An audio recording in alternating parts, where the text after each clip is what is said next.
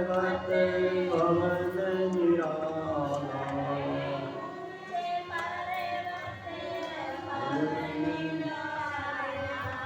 ऊंचे पर्वत भवन निराला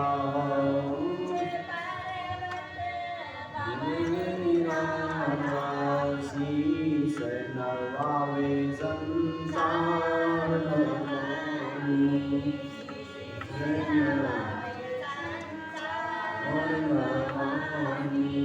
प्यारा सजाए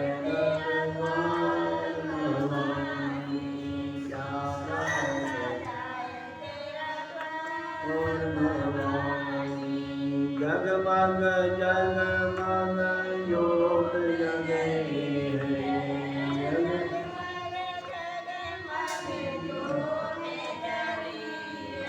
जगमग जगमग ज्योत जगे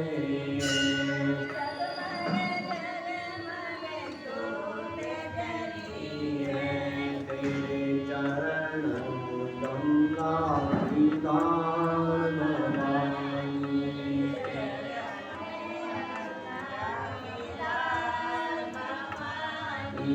तेरे चरण में गंगा विधान भवानी प्यारा सजाए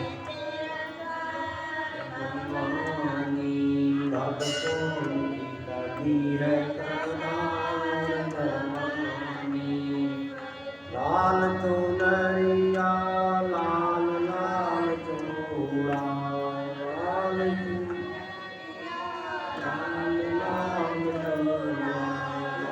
चुनरिया लाल लाल चूड़ा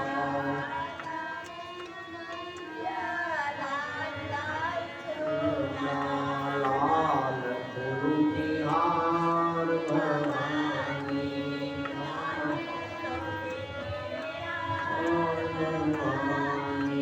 प्यारा सजाए दरबार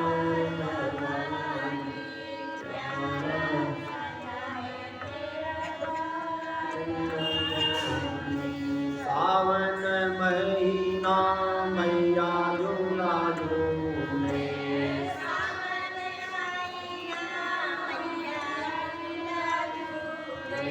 सावन महीना मैया झूला झूले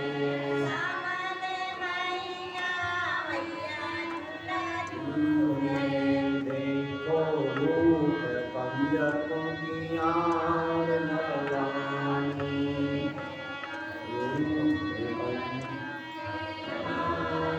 भवानी प्यारा सजाए तेरा द्वार भवानी प्यारा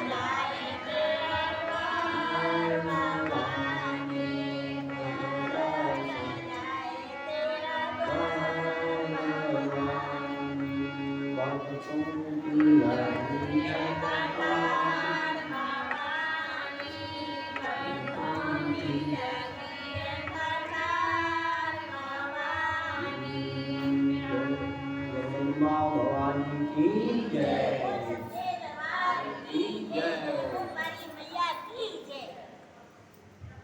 शाकंभरी मैया की जय। शाकंभरी देवी जाएंगे।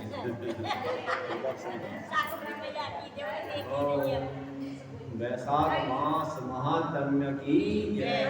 वैशाख मास की प्रमुख तिथियां, जो विशेष तिथियां हैं उनके बारे में पूछा गया। मिथिलाधिपति ने पूछा, वहाँ करना पड़ेगा इसको, ये तो बात आपको भी आ जाएगी और बहुत बात करेंगे सबसे। तो वैशाख मास की पवित्र तिथियों के बारे में पूछा है कि कौन कौन सी तिथियां विशेष हैं वैशाख महीने की। कहते हैं कि प्रख्याता वे लोके रातंज विस्त्राहा। तो विशेष तिथियां क्यों प्रसिद्ध हुई? सुखदेव ब्राह्मण कहते हैं विशेष तिथियों में कि मेष राशि की वैशाख महीने की सभी तिथियां बड़ी महत्वपूर्ण हैं। सभी तिथियों में दान धर्म करने का बड़ा फल मिलता है। एक एक तिथि में किया गया हुआ दान और धर्म, वैशाख मास के धर्म करोड़ों गुना पुण्य देते हैं। सभी दानों को करने का जो पुण्य है और सभी तीर्थों में जाने का जो पुण्य होता है, सभी दानों को करने का फल मिलता है वैशाख मास के धर्म करने से। सभी तीर्थों, करोड़ों तीर्थों में जाने का फल प्राप्त होता है वैशाख मास के धर्म करने से। तो वह फल एक एक तिथियों में जल में डुबकी लगाने से मात्र से प्राप्त होता है। तो स्नान करना, उसके बाद दान तप हवन, देवताओं का पूजन, जो पवित्र क्रियाएं हैं, कथा का सुनना, ये तुरंत मुक्ति देने वाले हैं वैशाख मास में।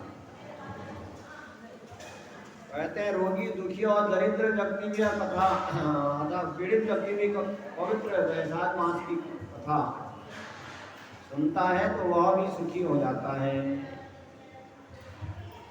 जिसने इन 30 तिथियों को, जो वैशाख मास की तिथियां हैं, उनको ऐसे ही बिता दिया, बेकार बिता दिया, तो वह हत्यारा कहा गया, अपना आत्महत्या करता है। कहते हैं कि देखो जल है और जिह्वा है, स्वतंत्र है। मनुष्य को जल और शरीर जो है अपना है, और जल के बारे में भी ज़्यादा कोई कीमत है नहीं। और उसमें वैशाख मास का महीना लग जाए तो सभी गुणों को, जो भला कौन माधव भगवान की सेवा नहीं करेगा। स्नान दान, स्नान करके भगवान का नाम कौन नहीं लेगा। कहते हैं दरिद्रश्च धनाढ्यश्च पंगुभिश्च कृते यद्वतां माधवं पोषतः। भगवान की जो है त्रेता युग में कहते हैं, उसके बाद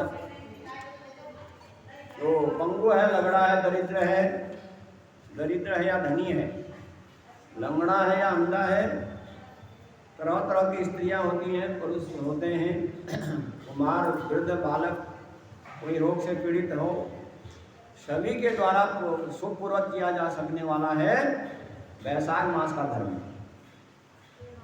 दरिद्र व्यक्ति भी कर सकता है, धनी तो करता ही है, तो दरिद्र भी कर सकता है जल से सेवा भगवान की है, जलदान करके। रोगी व्यक्ति भी कर सकता है। तो सभी के द्वारा आसानी से किया जाने वाला है वैशाख मास के धर्म।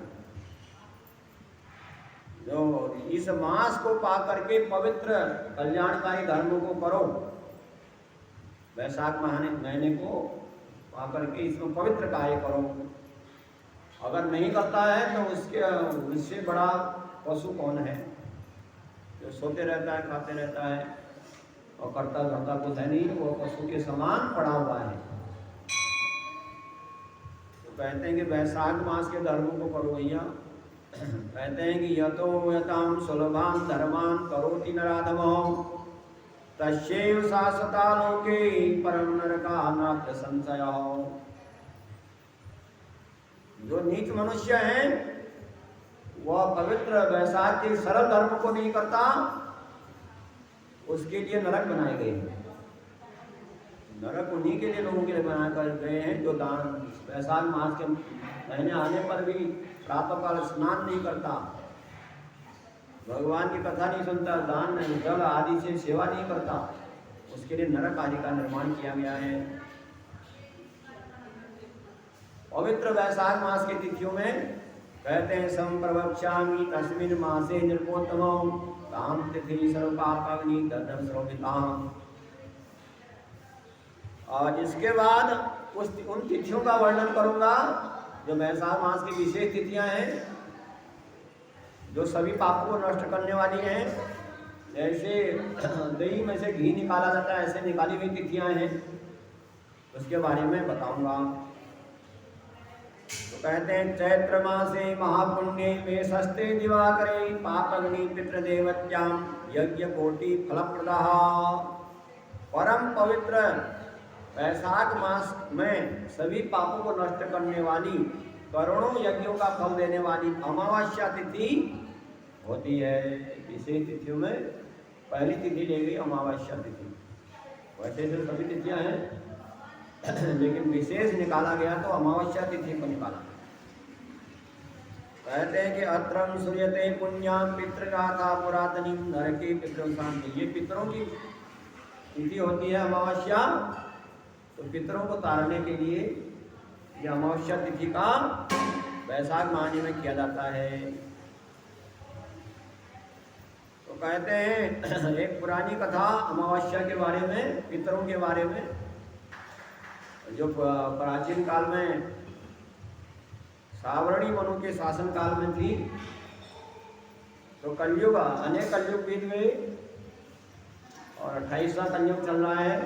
तो इसमें पहले किसी कलयुग में, कोई एक कलयुग में कोई धर्मवर्ण नाम का कोई ब्राह्मण रहता था। तो उस धर्मवर्ण ब्राह्मण ने देखा कि कलयुग में सभी लोग पापी हैं, पाप कर्म में लगे हुए हैं। अभी कलयुग का प्रथम ही चरण था, और किंतु उस समय बड़ा भयंकर स्थिति हो गई थी। तो वह धर्मवर्ण लोगों को पाप कर्म करते हुए देखा, उस जगह से निकल करके पुष्कर क्षेत्र में गया। और पुष्कर में गया तो वहां देखा उसने बहुत से मुनि तपस्या में लगे हुए थे और कुछ पवित्र कथाएं हो रही थी पुष्कर में, और कलयुग की बड़ी प्रशंसा की जा रही थी। धर्मवर्ण बड़ा परेशान था कि कलयुग के लोग तो बड़े कुछ काम करते नहीं है, पड़े रहते हैं, पाप कर्म में लगे रहते हैं। तो इसलिए भाग करके गया पुष्कर में, तो वहां देखा कि कलयुग की प्रशंसा हो रही है। सभी ऋषि मुनि लोग अपनी कथाओं में कहते थे कि कीर्ते यद्वाश्रम पुण्यम माधवम तोषणम। तो कहते भगवान विष्णु को संतुष्ट करने वाला धर्म जो सतयुग में वर्ष भर में मिलता था, जो फल एक वर्ष का लगातार धर्म करने से, त्रेता युग में पूरे मास जो है धर्म करने से फल मिलता था, और उसका 10 गुना पुण्य मिलता है कलयुग में केवल भगवान विष्णु का नाम लेने से। ऐसा चर्चा हो रही थी पुष्कर क्षेत्र में। कलयुग की बड़ी प्रशंसा कर रहे थे लोग कि सत्युग और त्रेता में तो बहुत समय के बाद फल मिलता था धर्म करने का, और कलयुग में तो केवल भगवान का नाम लिया जाए तो बस भगवान उसको फल दे देते हैं। थोड़ा किया हुआ पुण्य भी करोड़ गुना हो जाता है कलयुग में। कहा कि दया पुण्य विहीन दान धर्म विवर्जिते दया दानम न कुरुते सुगुच्चार्यम मे हरिम स एकम चौदरम नूनम दुर्गच्चेतानुगता। तो चाहे दयाहीन हो मनुष्य, चाहे दान और धर्म से हीन हो, चाहे दान नहीं करता किंतु प्रभु का नाम ले लेता है भगवान श्रद्धा से, तो स्वर्ग में चले जाता है। भगवान का नाम अंतिम समय में आ जाए तो कलयुग सीधे स्वर्ग जाता है। तो दुर्भिक्ष और अन्न के अन्नदान देने वाले के समान पुण्यात्मा है भगवान का नाम लेने वाला। अब जो कलयुग की प्रशंसा हो रही थी बड़ी, तो नारद जी आए बीच में नाचने लगे। कलयुग की बड़ी प्रशंसा हो रही है, हंसते हुए वो मुनियों के बीच में नाचने लगे, जो कथाएं कर रहे थे, कलयुग की प्रशंसा कर रहे थे। तब नारद जी से सभी मुनि लोग कहने लगे, क्या कर रहे हैं आप बीच में, हम कथा कर रहे हैं, आप नाच रहे हैं। तो हंसते हंसते जो है नारद जी ने उन लोगों से कहा कि संतोषाद्यम प्रोक्तम नित्यावितम शिलावन्यम संदेह पुण्यम करता। तो नारद जी कहने लगे, आप लोग सिद्ध लोग हैं निसंदेह, क्योंकि पुण्यमय कलयुग आ गया है। पुण्य का सत्य है कि पुण्य बहुत मिलता है इसमें, दान धर्म करने से, इसमें संदेह नहीं कोई। इस युग में भगवान का नाम लेने मात्र से भगवान उसको मुक्ति दे देते हैं, भगवान प्रसन्न हो जाते हैं उस व्यक्ति पर जो भगवान का नाम लेते हैं। किंतु नारद जी कहने लगे, तथापि प्रवक्ष्यामि दुर्गतम द्वयम ध्रुवम। किंतु नारद जी कहने लगे, हे मुनियो, तुमको मैं एक बात और बता देता हूँ, लेकिन जिह्वा किसी का नाम, भगवान का नाम लेने में बड़ी परेशान हो जाती है, श्रद्धा से नाम नहीं ले पाती, कठिनाई से जिह्वा से नाम लिया, श्रद्धा से नाम लिया जाता है। अगर ये जिह्वा कंट्रोल में हो जाए, बस में हो जाए, तो भगवान का हो सकता है वो। इसलिए कलयुग के आने पर नारद जी कहने लगे ऋषियों से कि आपको यहाँ नहीं रहना चाहिए, आप यहाँ से चले जाओ छोड़ करके, आज का पाखंडमय भारत को छोड़ करके अपने अपने सुख के अनुसार जिन जिन देशों में विचरिए, जहाँ के आपका मन लगा रहे, मन प्रसन्न रहे। इस प्रकार नारद जी का वचन सुना, मुनि लोग तुरंत यज्ञ को समाप्त किए, पुष्कर क्षेत्र से चले गए। और धर्म वर्ण जो ब्राह्मण था, जो घर को छोड़ करके पुष्कर क्षेत्र में गया था, जो कलयुग के नकारों को देख करके, वाक्यों को देख करके, धर्म वर्ण ने भी इस बात को सुना जो ऋषि मुनियों से नारद जी कह रहे थे। और धर्म वर्ण ब्राह्मण ने कहा, इस पृथ्वी को मैं नहीं रहूंगा, छोड़ने का निश्चय किया और दंड कमंडल धारण किया और जटा वल्कल धारण किया। कलयुग के अनाचारों को देखने के लिए गया। तो कहा कि तत्रम पश्याम जगान घोरान पापाचरान खलाम पाखंडो दिजा सर्वे शुद्राम। जब कलयुग के अनाचारों को देखने के लिए घूमते रहा धर्मवर्ण ब्राह्मण, तो उसने पाप कर्म में लगे हुए दुष्टों को देखा कि ब्राह्मण भी पाखंडी हो गए हैं और ब्राह्मण लोग भी धर्म का कार्य करते नहीं हैं, और जो शूद्र है वो सन्यासी हो गए हैं। स्त्री पति का विरोध करती है, बात बात में मुंह चलाती है, एक के चार बात करती है, स्त्री का पति का विरोध करने लगी है। और शिष्य गुरु को बात सुना देता है, शिष्य गुरु का जो है वो नहीं कर रहा है, मान सम्मान नहीं करता। और नौकर जो है मालिक को मार डालने के लिए हमेशा प्रयत्न रहता है।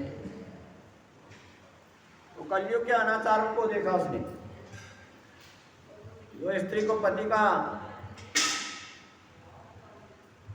पूजन करना चाहिए वो विरोध करती है, और कहीं पुत्र पिता को मारने के लिए भी तैयार है।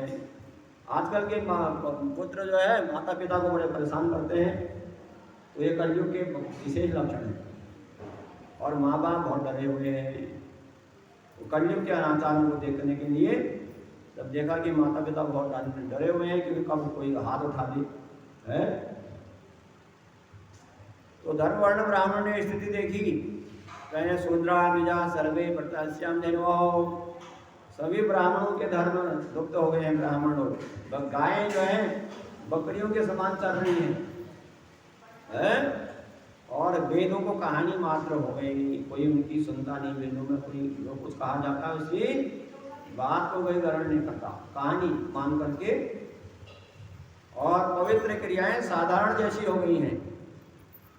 और कलयुग में कहा भूत प्रेत पिशाचादा फलदात प्रदेव का, भूत प्रेत पिशाचों का तांत्रिक क्रियाएं ज़्यादा करते हैं, उनकी पूजा होती है, वही फल देने वाले रह गए हैं। और निर्दयी लोग श्रद्धापूर्वक उन्हीं जो है भूत प्रेत पिशाचों की पूजा करते हैं। तो कलयुग में सर्वे तक्त जीविता, कलयुग में देखा गया कि सभी स्त्री, ज्यादातर स्त्रियां व्यभिचार में रहते हैं और कुटिलता, झूठी गवाही देना, चित्त में कपट है मनुष्य के। कहा कि मनस्येकम वचस्येकम कर्मणे सदा, मन में कुछ और वाणी में कुछ और। बोल कुछ रहे हैं तो आया और पानी पीठ पीछे उसकी बुराई कर रहे हैं, और वहां पर मन में कुछ और वाणी में कुछ और दिखाई देता है। कलयुग में कर्म कुछ करता है और रूप दिखावे का ऐसा है कि ललाट पर चंदन लगाया हुआ है, तिलक लगाया हुआ है, लेकिन जाते देखते हैं कि मांगते मांगते हमको श्राप किया है। तो कर्म कुछ है और रूप कुछ और दिखाई दे रहा है। कलयुग में रहता है और मनुष्य की सारी जो पढ़ाई लिखाई है केवल पेट भरने के लिए, कोई संस्कार, कोई भगवान का नाम लेने के लिए, संस्कार के लिए कोई भी पढ़ाई नहीं है। उदम भरणा जीवित हो। कहा कि गीता ग्रंथम निपुणः निरुपबंधिरे तो हीनाच सोत्रे आदिजा कलयुग विष्णु नय वर्तते हैं। तो सभी लोग अपने पेट भरने के लिए लगे हुए हैं, पढ़ने लिखने में। गाना बजाना में ज़्यादा इच्छा होती है, वही राजाओं को नचाने वाली होती है। कलयुग में नीच मनुष्य ही पूज्य, जो जितना बलवान होगा, नीच होगा, उसका उसी को उत्तम माना जाता है। श्रोतिया द्विजा सर्वे दरिद्रा कलयुगे, कलयुग में सभी वैदिक ब्राह्मण दरिद्र होंगे। भगवान विष्णु में भक्ति में प्राय हो, भगवान में भक्ति किसी की रहेगी नहीं, नीच मनुष्य की। और पुण्य क्षेत्र तीर्थ आदि में पाखंडों की, पाखंडी जो है उनकी भरमार रहेगी। तो कलयुग में धर्मोपदेश ब्राह्मण लोग नहीं करते, दूसरे लोग करते हैं, तपस्वी। तो इस प्रकार से धर्मवर्ण देखा कि सर्वे चालकयो धुमर्त्या दयाहीना सटाजना सर्वे धर्म परवाक्तम सर्वे, सभी मनुष्य अल्पवायु, अल्प आयु, कम आयु वाले होंगे। 100 वर्ष की आयु होती है मनुष्य की मानी गई है, लेकिन 100 वर्ष जीने वाला कोई होगा नहीं। तो और दयाहीन और दुष्ट होंगे, सभी धर्मों की बात करने वाले और धर्मोपदेशक, सदा दूसरे का लेने में मन, दूसरे का धन लेने की इच्छा रहेगी। तो लोग क्या करते हैं, सुजान मातम गच्छन्ति वृथा निंदा प्राण, किसी उत्तम व्यक्ति के पास तो जाते नहीं है, निंदा और करते हैं, दूसरे की निंदा में लगे रहते हैं, चुगली में लगे रहते हैं कि वो ऐसा वो ऐसा, और अपना तो कुछ करते नहीं है, दूसरे का दोष निकालते हैं लोग। उत्तम व्यक्ति के निंदा करते हैं। और जो कोई है, कोई दूसरा व्यक्ति अथवा अपना ही स्वामी जन हो, अपने घर जाने पर सभी गुणों में दोष मात्र बतलाने वाले होते हैं, गुण को भी दोष देखते हैं। तो धर्मवर्ण ने देखा कि भ्रातरम च भगिन्याम गंता पित्रा पुत्री च कलौ सर्वे भी शून्यता सर्वता। कलयुग में भाई बहन में भी आसक्त है, तो पिता पुत्री में आसक्त हो गया है, ऐसा भी देखा गया। तो कहते हैं कि सभी शूद्र स्त्रियां रहते हैं, तो इस प्रकार से तो साथ में रहना नहीं चाहिए, कहते हैं। चाहे अपनी बहन भी हो, चाहे जान हो, चाहे वो रहे तो भी हो, इसमें साथ में नहीं रहना चाहिए, क्योंकि मन बड़ा हुआ है, चंचल है। तो साधुओं को जानते नहीं, पापों को अत्यधिक मानते हैं, करते हैं। कलयुग में साधुओं में एक एक दोष दिखलाने वाले दिखाई देते हैं। तो इस प्रकार के पापा नाम दोष गुण, पापियों के दोष समूह को गुण कहते हैं। कलयुग में देखते हैं कि तो पापी लोग हैं, उनके गुण के रूप में बताते हैं, दोष को ही विशिष्ट गुण रूप में मानते हैं। और गुणहीन मनुष्य दोषों की तो की ही गणना करता है। वह मनुष्य जो दोषी व्यक्ति है, वह दूसरे के गुणों को ही देखता है, पवित्र गुणों को देखता नहीं, अपने को नहीं देखता, दूसरों को देखता है। जिस है दूसरे के गुणों अवगुणों को देखता है, अपने अवगुण भी है उनको नहीं देखता। तो दूसरे के गुणों को देखना चाहिए, दूसरों के अवगुण को नहीं देखना चाहिए। तो वह ऐसा व्यक्ति है जिस प्रकार स्तन में लगी हुई जोंक जो है, दूध नहीं पीती है, वो खून पीती है। इस प्रकार मनुष्य की हालत है, दूसरे के अवगुणों को ही देखता है।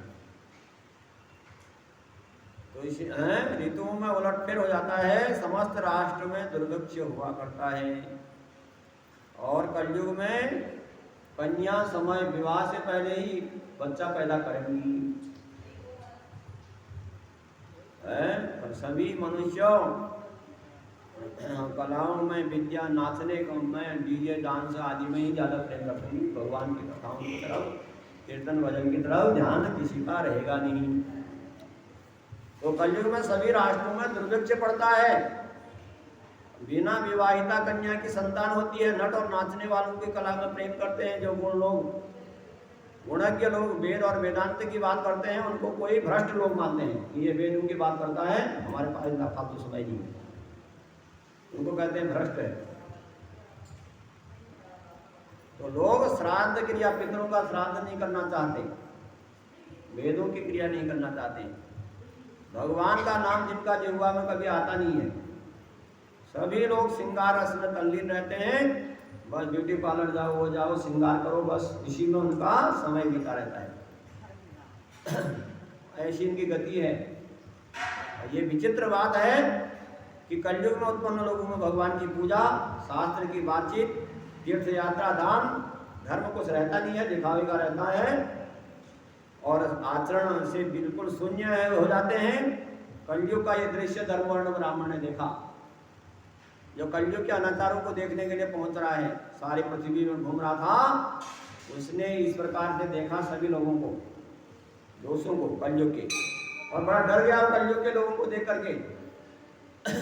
और पाप के कारण जो है अपने वंश का नाश दे करके दूसरे स्थान को चले गया, और घूमता हुआ कौतूहलवश वह धर्मवर्ण ब्राह्मण पितृलोक में पहुंच गया। कलयुग के अनाचारों को देख देख करके फिर वह घूमते घूमते पितृलोक में गया। यहाँ उसने भयंकर स्थिति देखी पितृलोक में, बड़ा भयंकर, अत्यंत भयानक कष्ट देखा। क्या देखा कि धावतो रोदमानश्चौ पत्रम पतना नपी तत्पश्चात् सौम्यहौ। अब पापी रो रहे हैं, पितृलोक में जाकर के देखा कि पापी रोते हुए दौड़ रहे थे, और कुछ गिर रहे थे नरक कुंडों में, और कुछ अंधकूप, जो अंधकूप है उसमें गिराए जा रहे थे नरक में। और उसने देखा धर्मवर्ण ब्राह्मण ने पितृगण भी अंधकूप में पड़े थे। कहते हैं ध्रुवा अग्नि मिलिंदो नीना निर्वातो, कुछ बेचारे धूप क्या जो सहारे आश्रय लेकर के थे, तो वो अंधकूप में गिरना चाहते हैं, और उन्होंने वो धूप का पकड़ा था, और वो धूप उखड़ जाएगी तो नीचे गिर जाएंगे। दुर्वा पकड़ करके दुखी थे, कहीं चूहे खा रहे थे दुर्वा, और 3 भाग खा चुके थे, 1 भाग बचा हुआ था। तो पितृगणों को नीचे अंधकूप में गिरते हुए देख करके गिर रहे थे, पाप के कारण बड़े दुखी थे। और जब वो इस पृथ्वी पे थे, बड़े पाप करते थे, बड़े खुश होते थे पाप करके, आज वो बड़े परेशान थे वहाँ। तो अब वो बिल्कुल धूप के सहारे रह रहे हैं, घनघोर कष्ट में थे। तो ये दृश्य देखा धर्मवर्ण ब्राह्मण ने, तो पूछा उन लोगों से जो पितृगण बड़े परेशान थे, जो अंधकूप में गिर रहे थे। कहा कि यूयम पतिता केंजुरागणो, तुम लोग कौन हो भाई, तुम इतना रो रहे हो, जो अंधकूप में पड़ने वाले हो, किस पाप कर्म के करने के कारण तुमको ये नरकों में जाना पड़ा और नरक यातना में पड़ रहे हो? आप लोग किस गोत्र में उत्पन्न हुए हो, और ये भी बताओ कि आपकी मुक्ति कैसे हुई, तो आप लोगों का कल्याण। ऐसा कहने पर पितृगण जो है दुखी होकर के बोले, पितरों ने कहा कि तमुचा करुणावाचम धर्म श्रुति पुरासरा वयम श्री वत्स। पितर लोग कहने लगे वयम वत्स गोत्रिया भूवि संतान वर्जिता। तो पितरों ने धर्म वर्ण से कहा कि हम लोग जो है वत्स गोत्र में उत्पन्न हुए थे, और हम लोगों की कोई संतान नहीं थी, पिंडदान करने वाला कोई नहीं था, श्राद्ध करने वाला कोई नहीं होने के कारण आज हम नरक यातना भोग रहे हैं। कलयुग में संतान नहीं होना भी पाप कर्म करने के कारण होता है। किसी पाप के कारण मनुष्य की संतान नहीं होती, कोई ऐसा दोष बन जाता है। तो मेरा वंश, तो वो पितर कहने लगे कि मेरा वंश पाप के कारण नष्ट हो गया, निसंतान होने के कारण हम अंधकूप में पड़े हुए हैं, और मेरे वंश में केवल एक ही व्यक्ति रह गया है। हमारे वंश में धर्मवर्ण नाम का एक ही व्यक्ति रह गया है, और वह भी संसार में विरक्त होकर के उसके संन्यास जो है दृष्टि का कार्य करने में वह उसका मन नहीं लग रहा, वह भी घूम रहा है इधर उधर, सभी लोगों में भ्रमण कर रहा है। तो धर्मवर्ण ब्राह्मण को उन लोगों ने कहा, पितरों ने, क्या हमारे वंश में हमारी कोई संतान नहीं है, एक ही व्यक्ति रह गया, वो भी जो है संन्यास की तरफ जा रहा है, और वो विवाह भी करता नहीं है, उसकी भी कोई संतान होने वाली नहीं है, और जैसे ही उस समय के बाद हम इसमें पड़ जाएंगे। किंतु हम केवल धूप के सहारे रह रहे हैं, ये दुर्वा भी मूलहीन हो गया है, चूहे प्रतिदिन खा रहे हैं, इसकी एक ही जड़ रह गई है, देखिए इसको चूहा खा रहे हैं, और चूहा खा जाएंगे, हम लोग हम अंधकूप में गिर जाएंगे। तो इसलिए धर्मवर्ण से कहने लगे उसके पितर की, तुम जा करके पृथ्वी में जा करके धर्मवर्ण से कहो कि दयनीय वाणी से समझाइए कि कहिए कि तुम्हारे पितृगण घोर नरक यातना भोग रहे हैं, और वे भयानक अंधकूप में पड़ने वाले हैं, और दुर्वा के सारे लटके हुए हैं। दुर्वा क्या है? वंश का रूप है। हम दुर्वा चढ़ाते हैं इसीलिए कि दुर्वा की शाखाएं प्रशाखाएं जितनी, एक दुर्वा के जड़ से कितनी शाखाएं होती हैं, ऐसा ही हमारा वंश बढ़े। तो दुर्वा क्या है? वंश की वृद्धि करने वाला होता है, तो इसलिए दुर्वा चढ़ाया जाता है। तो ये दुर्वा जो है वंश का रूप है, और संतति ही उसका मूल है, उसकी जड़ जो है संतान, और काल रूपी मूसक है जो संतान रूपी मूल को खा रहा है। अब हे क्रमशः वंश का नाश होगा, केवल उससे कहना कि तुम ही रह गए हो, और ये दुर्वा के 3 भाग नष्ट हो गए हैं, क्योंकि तुम अकेले पृथ्वी पर रह गए हो, इसलिए दुर्वा का भाग एक ही भाग रह गया है, एक ही जड़, और सारी जड़ खत्म हो गई, वंश की सारी जड़ें खत्म हो गई, इसकी सब सूख गई। तुम्हारी आयु समाप्त हो जाएगी, और संतान नहीं होने के कारण हमको अंधकूप में पढ़ना पड़ेगा, इसलिए तुम गृहस्थी वर्ण धर्म पर गृहस्थी स्वीकार करो। धर्मवर्ण से कहा संतति बढ़ाओ, निसंदेह सदगति हो जाएगी। कहा कि संतान की प्राप्ति करो। संतान कितनी होनी चाहिए? कहा कि बहुत से पुत्रों की कामना करनी चाहिए। कहते हैं एकाभ्याम बहुपुत्रा यदो गयान वज्रे यथा नील संभजाओ। एक पुत्र नहीं होना चाहिए, कहते हैं कि 10-12 होना चाहिए, है?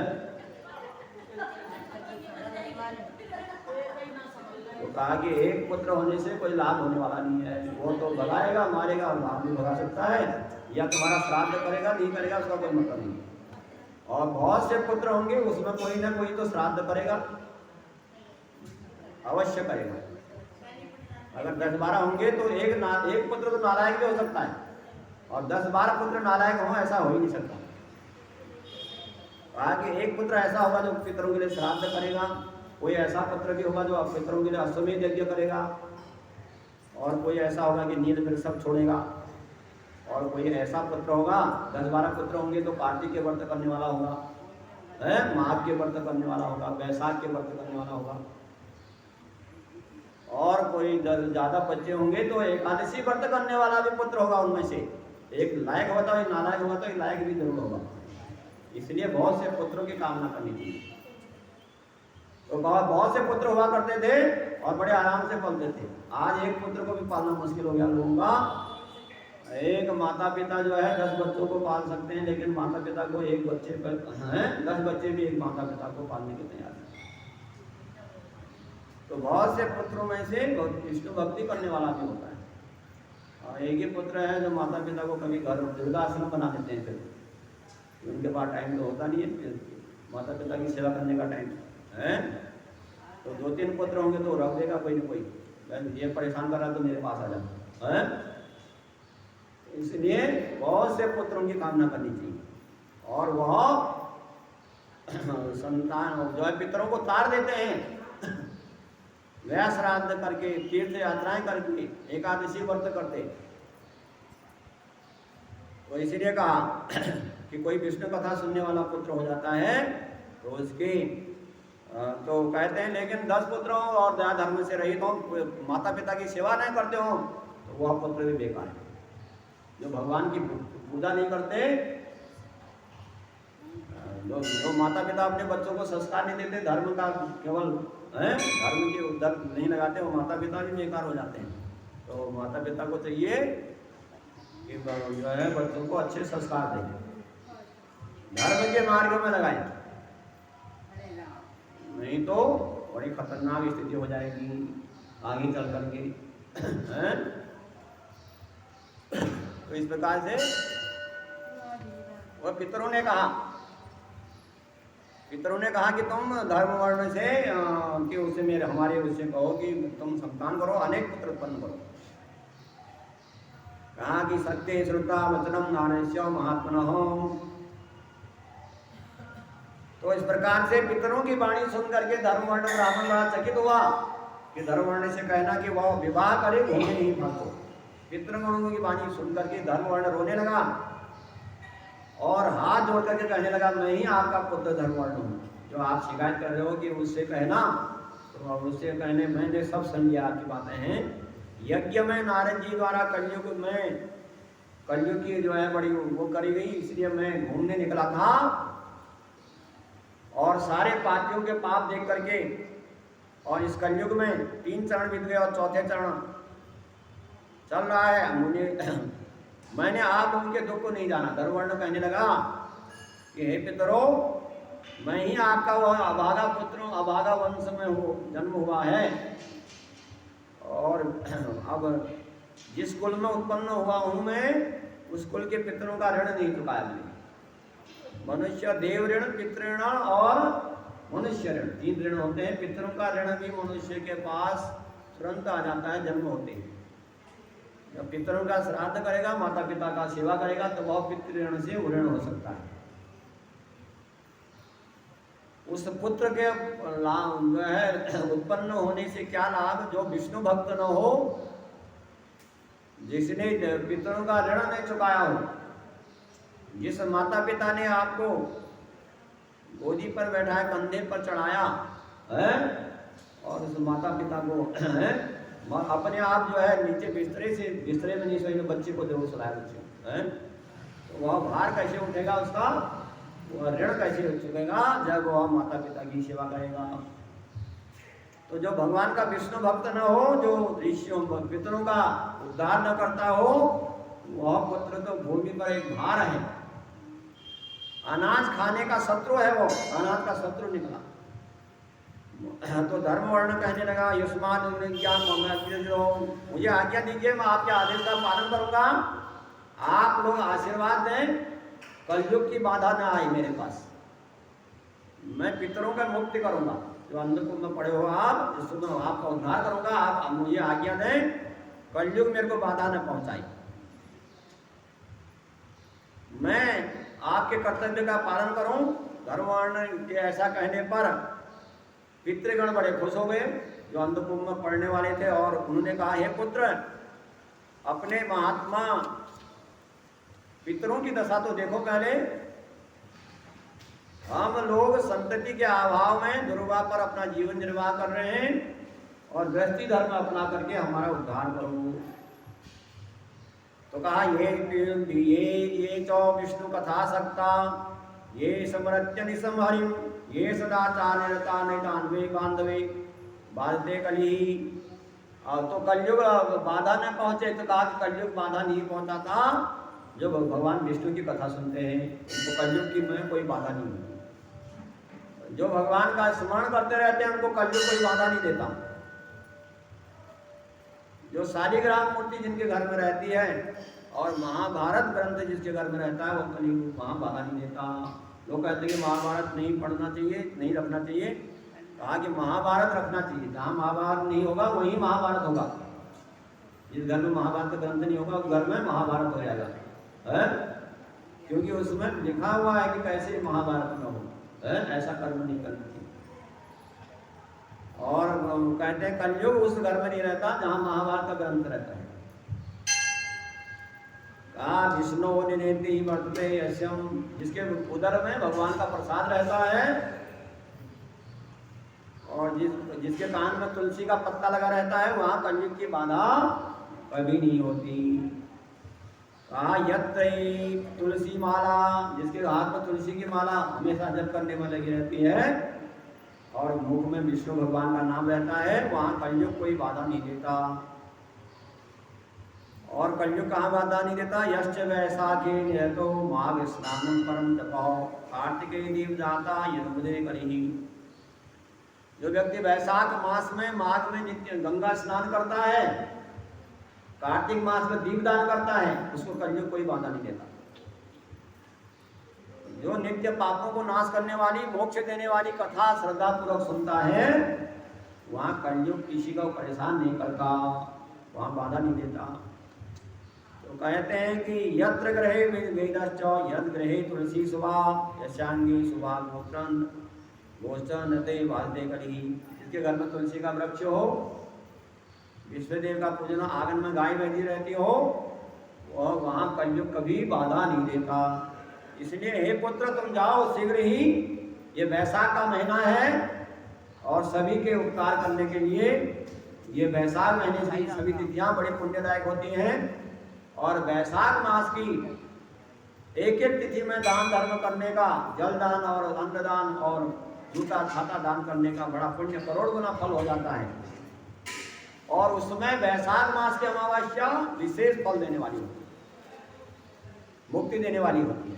ये देवताओं को और ये तिथि पितरों को देवताओं को बड़ी प्रिय है और तुरंत मुक्ति देने वाली है।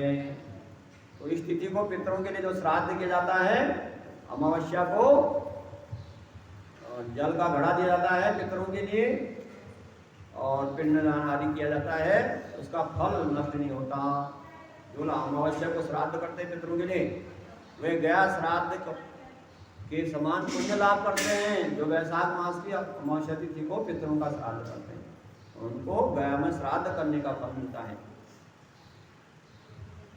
गया जी में करोड़ों श्राद्ध का फल दे निसंदेह प्राप्त हो जाता है अमावस्या तिथि को पितरों का श्राद्ध करने से। जो नहीं देता वह पितरों का हत्या करने वाला पितृ घातक माना गया। और जो अमावस्या को ककड़ी युक्त और जल का घड़ा देता है और पितरों का उद्धार करता है और श्राद्ध करता है, उसके पितर अमृत वर्षा करने वाली जहाँ नदी बहती है, पितरों के लिए श्राद्ध करने और घड़ा दान देने के कारण वह नदी निश्चय ही अन्न रस घी मालपुआ चटनी खीर आदि पितरों के लिए बहाने वाली होती है। जो हम श्राद्ध करते हैं वैशाख मास की अमावस्या को, वह कहते हैं पितरों के लिए अन्न रस घी मालपुआ चटनी आदि पितरों के लिए बहाने वाली हो जाती है। इसलिए बुद्धिमान शीघ्र ही जाओ और अमावस्या तिथि को श्राद्ध करना, सभी उपकार के लिए धर्म स्वीकार करो, गृहस्थी धर्म और संतान उत्पन्न करो। सुखपूर्वक मुनि की वृत्ति स्वीकार करना। और इस प्रकार वह धर्मवर्ण ब्राह्मण पितरों की बात सुनकर के शीघ्र ही घर आ गया। जो विरक्त हो गया था, जो संन्यास लेना चाह था, वह पृथ्वी पर आया और उसने पितरों के लिए अमावस्या तिथि को तर्पण किया और श्राद्ध किया और पाप नाशक श्राद्ध और जल का गढ़ का दान किया पितरों के लिए। तो पितरों की मुक्ति होगी। तो पितरों की आशा होती है कि हमारे वंश में कोई होगा जो हमारे लिए श्राद्ध करेगा। अगर जिसकी वो नहीं होता है फिर वो निराश हो जाते हैं, क्योंकि जीते जी तो कोई दे देता, मरने के बाद भी तो चाहिए श्राद्ध आदि जल आदि।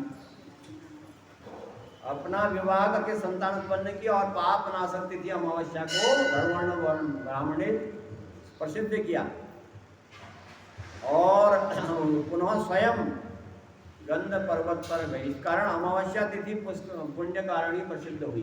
अमावस्या तिथि को धर्मवर्ण ब्राह्मण ने किया, पितरों की मुक्ति करी, जो कि नरक में बिल्कुल ही गिरने वाले थे, अंध कुएं में, बड़ा खतरनाक कुआं है। जिसमें गिर जाए तो आदमी फिर सांस लेने को भी लगे।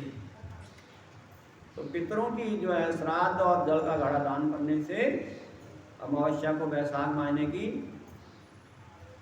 तो वह तर गई पितर, और तब से यह तिथि विशेष हो गई।